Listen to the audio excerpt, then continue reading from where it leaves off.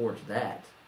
And that's, again, why it's so important that people get involved, that people examine the way it is that they live their life, and that people make a change, that they be the change they wish to see in the world, and they start uniting around positive energy, positive frequencies, positive things, instead of focusing on all the negative, or instead of purveying negativity, violence, darkness, injustice, and all that good stuff. So this report also sees that we are at a critical juncture in human history. Within the next few years, ripe for experiment, the future is malleable, making no time like the present to start perfecting space-age advances once the thought to be out of this world. On the contrary, though, the NIC seems to think cyborg civilians and instant super cities are a thing of the not-so-distant future. With shale gas, the U.S. will have sufficient natural gas to meet domestic needs and generate potential global exports for decades to come. The report suggests is one possible outcome. As inequalities explode across the world, though, the experts predict that China and the U.S. become strong allies to tackle global issues. The most plausible worst-case scenario, the report adds, involves the risk of interstate conflict increasing to the point that the U.S. draws inward and globalization stalls. From there, megacities will flourish and take the lead in confronting global challenges. So let's go ahead and pull up this study here, because I was really excited to read it, because a lot of these really smart and well-connected people like the National Intelligence Council have some wonderful insights on possible futures. And there's a section here on page 17 of the Global Trends 2030 PDF called Alternative Worlds. And it starts by saying the present recalls past transition points such as 1815, 1919, 1945, and 1989, when the path forward was not clear-cut and the world faced the possibility of different global futures. So they're saying one of those points right now. Of course, 1989 was the collapse of the Soviet Union, when the world moved from a bipolar world order to a unipolar world order, whereby the United States rose as the world's sole superpower. And it seems like that is up for grabs these days. Of course, 1945 saw World War II and the creation of the United Nations, which created a new entity to engage in global peacekeeping, which they've completely failed at that. 1919 saw the end of World War I and the creation of the League of Nations, a new type of world order.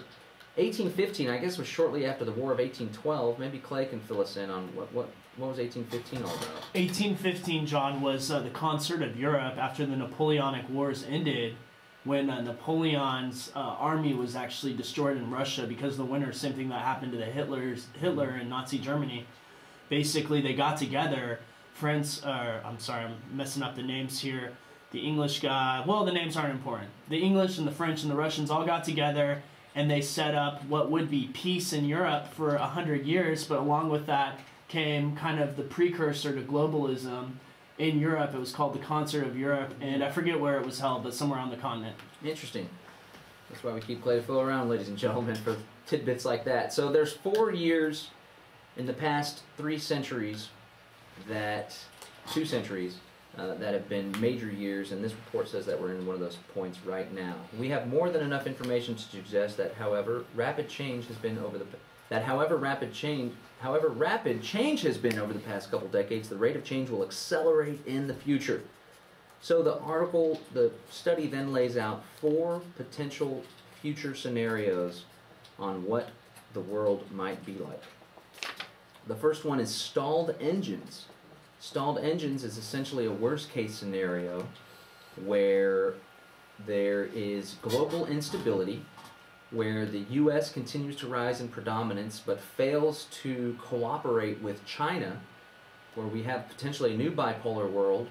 But the problem with the stalled engines that they foresee is that the countries begin looking inward, they stop cooperating, and third world and developing nations, they stall out and fail, increasing global inequality, increasing poverty, increasing all sorts of problems. That's one of their scenarios. Fusion is another possibility they lay out. Fusion is the other bookend, describing what we see as the most plausible best case. This is one where the U.S., Europe, and China, they all join forces to intervene in a conflict in Southeast Asia. Of course, they're laying it out. That could possibly be North Korea. And all of these global superpowers all unite peacefully, ushering in a new world of collaboration and peace. Global multilateral institutions are reformed and made more inclusive.